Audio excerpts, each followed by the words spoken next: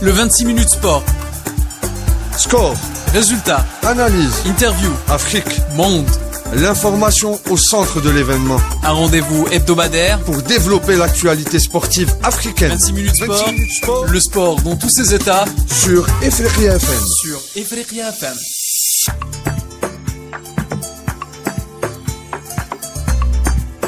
Salutations l'Afrique, Salama Nagadef, Mboy Ndjaraman, Ayou à tous les auditeurs de Ifriqiya FM qui nous écoutent en Afrique et partout ailleurs.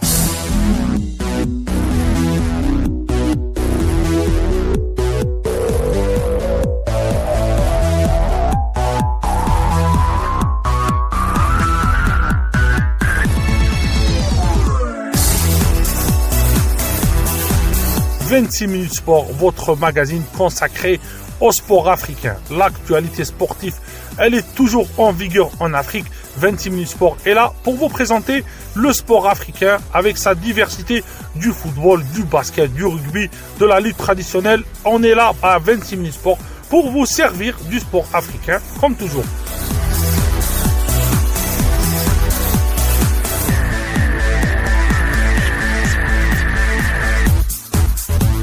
Au sommaire de notre émission du rugby avec le président de la fédération algérienne pour parler des nouvelles dispositifs des qualifications pour la Coupe du Monde.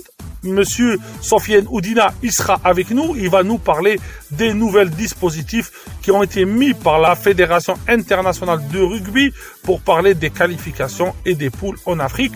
Walid Mechri, journaliste tunisien, spécialiste du sport et du football tunisien. On va revenir avec lui sur les élections de la Fédération tunisienne de football. Quel sera le nouveau président? Et aussi parler du nouvel entraîneur des Aigles du Carthage. Le basketball africain avec notre perle et notre chroniqueur habituel qui nous fait vibrer sur le basketball africain, Malik Daou. Et à la fin, on passera aussi en Guinée pour parler avec notre cher ami Mohamed Sissi du football guinéen.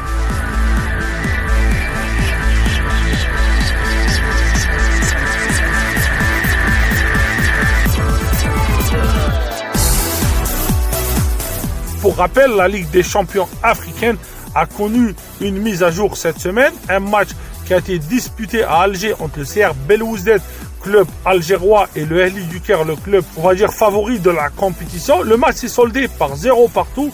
Les deux équipes se sont neutralisées. Aucun but n'a été marqué. Et cette mise à jour a fait que le Ahli reste sur le podium et la tête de série du groupe D avec 6 points. Le CR Belouizdad, les Algériens, 5 points. Les Young africains tanzaniens, 5 points aussi, deuxième place aussi. Et les Mediama sud-africains, 4 points. Ce groupe-là, aucun match, on va dire, on ne sait même pas qui va se qualifier parce que les équipes, ils se valent et on va voir du beau football.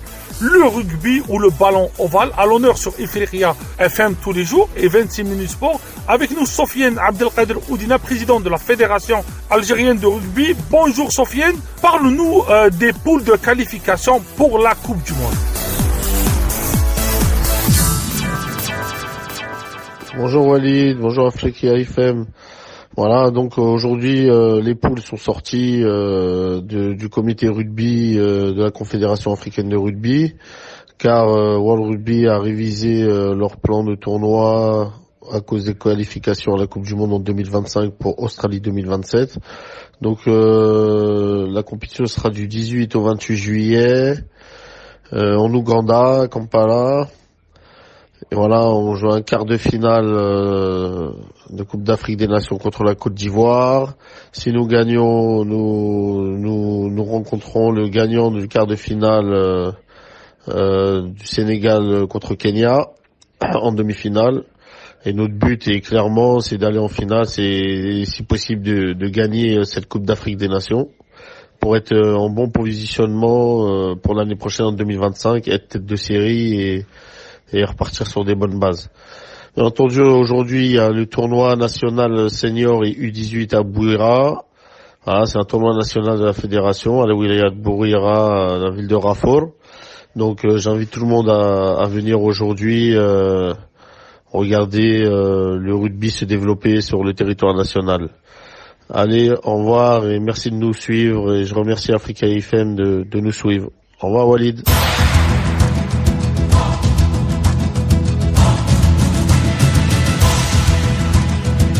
Merci Sofiane de ta disponibilité toujours pour Ifriqiya FM et bonne chance au poulain de Ousmane Cissé, le sélectionneur algérien dans la compétition.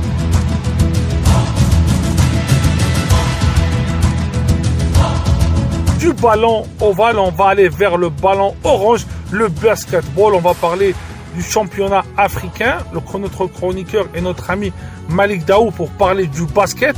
Bonjour Malik, est-ce que tu peux nous parler de la compétition de l'Africa Ball de basket?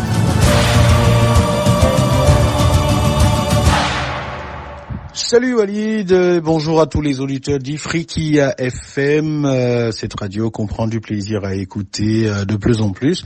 Et j'espère que, comme moi, vous allez continuer de vous abonner parce que c'est une radio panafricaine qui nous fait beaucoup de bien. Alors pour revenir sur la saison 4 de la BAL, c'est une saison qui, à mon avis, va être encore meilleure que les 3 saisons précédentes parce que le niveau monte de plus en plus. Et de la qualité, je pense, des recrutements va dépendre aussi le niveau de la compétition. C'est pour ça que c'est une compétition qui est très ouverte, parce que en termes de vainqueurs, depuis 3 saisons, on a 3 vainqueurs différents. C'est-à-dire que les clubs qui auront le mieux recruté sur les étrangers, sur les Américains surtout, ce sont ces clubs-là qui seront les meilleurs. Après, je pense que les équipes qui ont une bonne base locale pourront aussi s'en sortir. Mais globalement, ça reste une compétition assez ouverte cette saison. Malik, un dernier mot pour nos auditeurs. En tout cas, merci de m'avoir donné l'opportunité de m'exprimer sur Ifriqiya FM. Voilà, continuez d'écouter, continuez de vous abonner et à très bientôt Walid.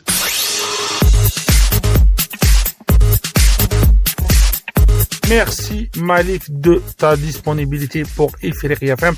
Merci Malik de ta gentillesse, tu es un amour.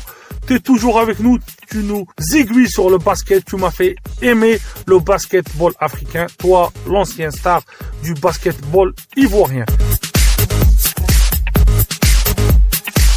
On termine avec le football, mon coup de cœur, la planète football et la direction de la Tunisie avec Walid Mechri, le big boss pour moi du football tunisien, journaliste expert du football dans son pays. Bonjour Walid. Bonjour Walid et bonjour pour tous nos auditeurs de Ifriqiya FM. Merci pour l'invitation, mon ami. Walid, quelles sont les nouvelles des élections de la Fédération tunisienne de football? Walid, concernant les nouvelles des élections de la Fédération tunisienne, voilà, hier, c'était la dernière journée pour le dépôt des candidatures relatives aux élections de la Fédération tunisienne de football. Et la bonne nouvelle que nous avons eu des trois listes, avec aucune liste.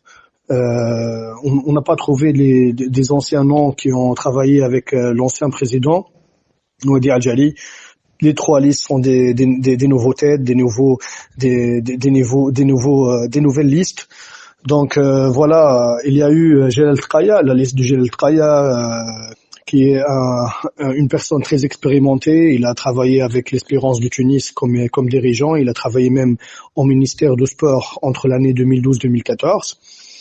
Avec lui, il y a eu l'ex-star tunisienne qui a joué la Coupe du Monde de 1978, Tmim Lahzemi, qui est parmi les meilleurs attaquants de l'histoire de Tunisie. Il y a aussi le coach Mourad Akbi. Il y a aussi des avocats, des médecins, etc., qui sont tous de domaine de football. La deuxième liste, c'est la liste de Meher Ben Issa, qui est l'ex-président de club de banlieue nord du Tunis, la Marsa.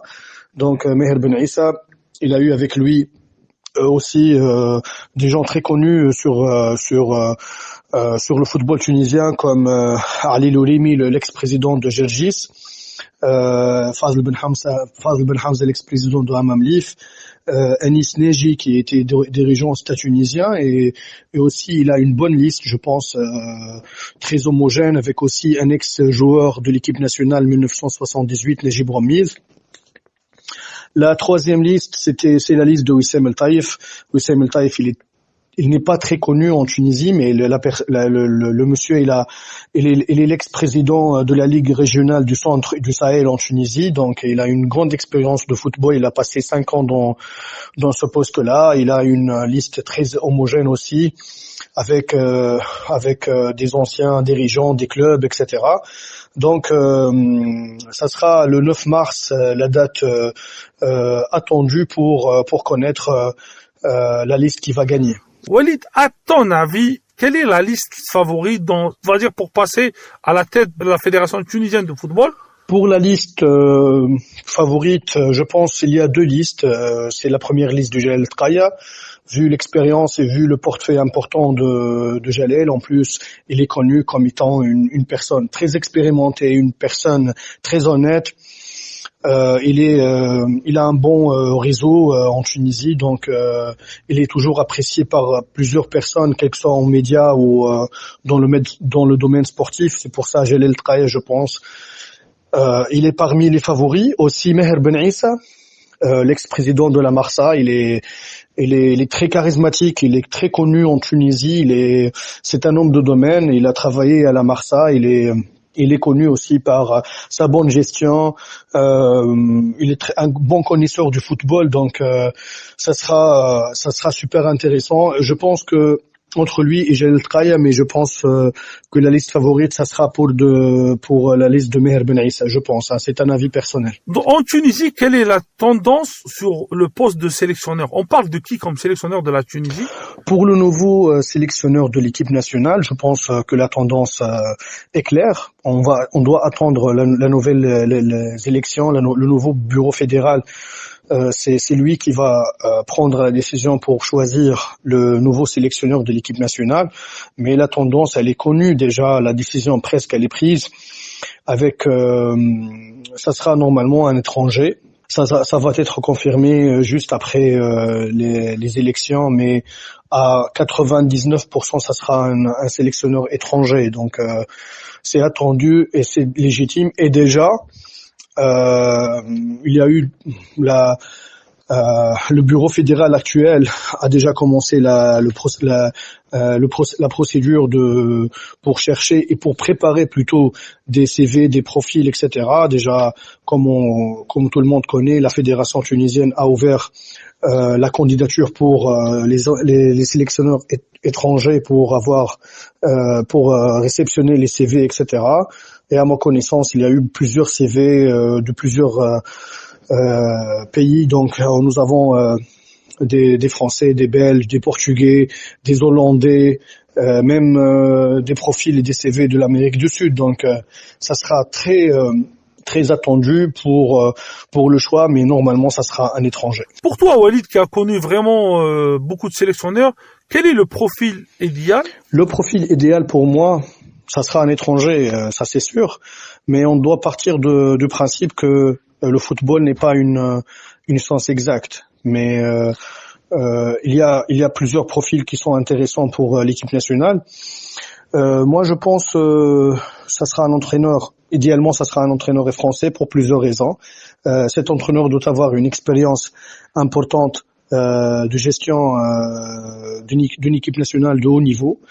Pour la simple raison, l'objectif primordial de l'équipe nationale, c'est de passer à la Coupe du Monde 2026 et surtout jouer les premiers rôles pendant la Coupe arabe prochainement. Ça sera joué en novembre-décembre prochain au Qatar et surtout la Coupe d'Afrique au Maroc en juin-juillet 2024. Donc il y a 3 échéances très importantes. Donc on doit avoir un entraîneur bien expérimenté. Pourquoi un Français? Pour la simple raison, la majorité des joueurs tunisiens en équipe nationale sont des binationaux, spécialement en France, qui sont déjà formés en France. Plusieurs de ces joueurs jouent quel que soit en France ou en Espagne comme Hannibal Majbri, au Danemark comme Elias Achouri, en Allemagne comme Elias Skiri et Issa Idounis. C'est tous ils ont eu leur formation en France, donc avoir un entraîneur français, ça sera très intéressant pour nous. En plus, on doit avoir un coach ambitieux avec une forte personnalité afin de gérer surtout la pression médiatique en Tunisie et surtout gérer les échéances très très importantes, quelle que soit la coupe du monde, et la coupe d'Afrique et la coupe arabe. La Tunisie les Tunisiens plutôt doivent oublier la dernière participation de la Tunisie, dont nous avons déjà perdu 13 places dans le classement FIFA. Donc c'est très intéressant et c'est un challenge très important pour n'importe quel entraîneur. Mais pour moi, idéalement, on doit avoir un entraîneur français avec un staff élargi, avec des anciens joueurs internationaux qui ont déjà une expérience en Europe, et pourquoi pas même avoir dans le staff un ancien joueur binational comme Adel Chedli, comme plusieurs noms. Donc c'est très important, je pense, d'avoir un staff élargi avec un entraîneur très expérimenté. Walid, une analyse globale s'il te plaît sur le football tunisien actuellement. Mon analyse sur le football tunisien, Walid, actuellement, c'est le flou total. Après 12 ans de l'ère de Wadi Ajali, avec quels que soient les bons points ou les mauvais points qu'il a fait. Là, actuellement, le football tunisien, c'est pratiquement la crise au football tunisien. C'est parmi les mauvais moments du football tunisien, quel que soit au niveau d'organisation, au niveau de stabilité, au niveau d'infrastructure. Dans le football tunisien, nous avons des problèmes d'infrastructure. On n'a pas des stades homologués en Tunisie à part un seul stade. Il y a un problème d'infrastructure, un problème de formation des jeunes, il y a un problème d'arbitrage, il y a un problème de direction technique. Donc c'est un chantier, et le nouveau bureau fédéral qui va prendre en charge la direction de la fédération tunisienne, il a un grand chantier sur tous les niveaux, quelle que soit formation des jeunes, formation des entraîneurs, le problème des arbitres, l'infrastructure avec les ministères concernés en Tunisie. Donc l'équipe nationale A, l'équipe nationale olympique, l'équipe nationale U20, l'équipe nationale féminine. Donc ça sera un challenge et un travail énorme, mais actuellement la situation n'est pas du tout positive, et j'espère qu'avec le nouveau président et les nouveaux têtes qui vont prendre en charge le football tunisien, on va avoir des nouvelles idées et un nouveau chemin. Inch'Allah, why not? On va revenir rapidement et avoir l'emplacement et le positionnement idéal pour le football tunisien. Merci Walid, un dernier mot? Merci Walid pour cette invitation. Je suis ravi de partager toujours avec toi les nouvelles de football tunisien. Bientôt, on va connaître le nouveau bureau fédéral, et attends de ma part des exclusivités pour le nom de sélectionneur et même pour le nom de nouvelles directeurs techniques de la fédération tunisienne.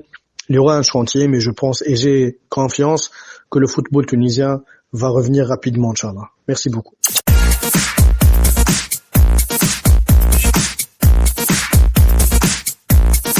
On te remercie Walid Mechri, journaliste et expert du football tunisien, pour sa disponibilité tous les jours pour Ifriqi FM, soit en étant avec nous comme invité dans nos émissions, soit avec ses chroniques des fois passées sur les JT de Ifriqi FM.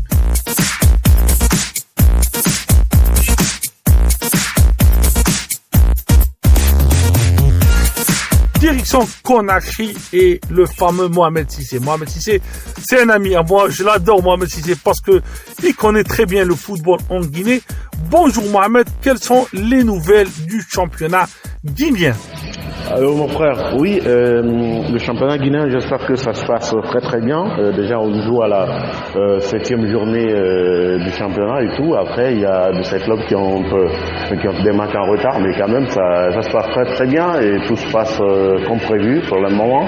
Donc voilà, c'est un tout petit peu ça. Mais après, comme il faut le rappeler que la hiérarchie a complètement été bousculée pour cette première partie de la saison, en tout cas parce que quand vous remontez un petit peu plus clair pour voir le club qui occupe la première place n'était absolument pas du tout prévu pour cette place-là. Je vais parler du club industriel de Kamsa, autrement appelé CIK, qui occupe la première place. Derrière, il y a le champion en titre, le Afia FC, qui occupe la 2e place. Après, le Orea, qui avait déjà été habitué à occuper la première ou peut-être la 2e partie, aujourd'hui se retrouve à l'avant-dernière place du championnat. Donc ça veut dire tout simplement que la hiérarchie a complètement été bousculée dans ce championnat. Mohamed, quelle est l'équipe la plus en vue dans le championnat guinéen actuellement?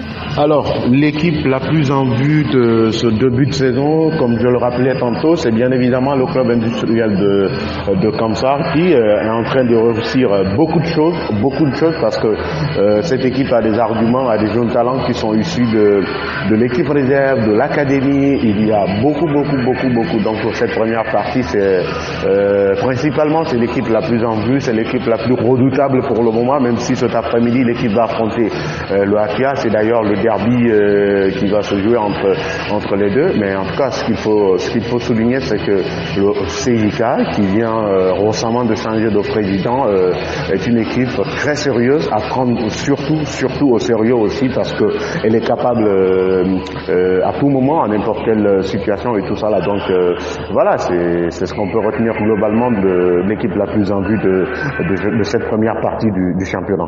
Mohamed, et pour le Sili, quelles sont les nouvelles maintenant?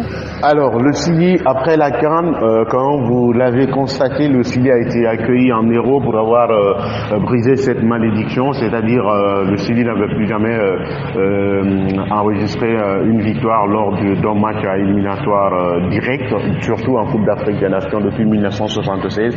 Donc le Sili a réussi cet exploit-là. Après, il fallait donc revoir la situation et tout. L'équipe a été accueillie en héros et tout ça. Maintenant, le staff technique et la fédération continuent à dérouler des programmes pour encore une fois donner beaucoup plus de force, beaucoup plus de vivacité, d'efficacité surtout à l'équipe. D'où si les négociations se passent en de bons termes, c'est possible que l'équipe puisse participer en tournoi qui va être organisé du côté de l'Arabie Saoudite. Mais en tout cas, les négociations sont en cours. On reste à savoir réellement parce que d'après les informations, il y a beaucoup de joueurs cadres de l'équipe qui ne sont pas forcément partants de cette idée-là d'aller jouer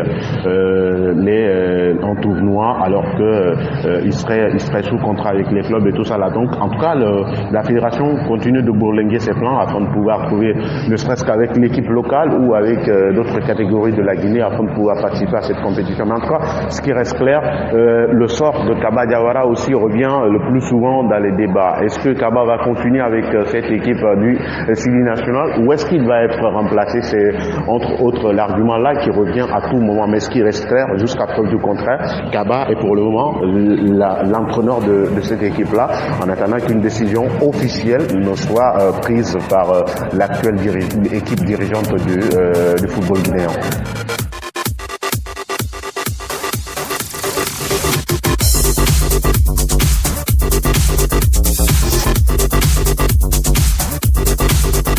Merci Mohamed Cissé de ta disponibilité. Merci à tous les auditeurs de Ifriqi FM. On arrive à la fin de l'émission. Je vous dis à la semaine prochaine pour un autre numéro de 26 minutes sport. On parlera de Ligue des champions africaine qui va reprendre. On a terminé la Coupe d'Afrique. Et je vous dis à très bientôt pour d'autres numéros sportifs sur Ifriqi FM, Ifriqi Sport et 26 minutes sport. Au revoir mes amis africains et à la semaine prochaine.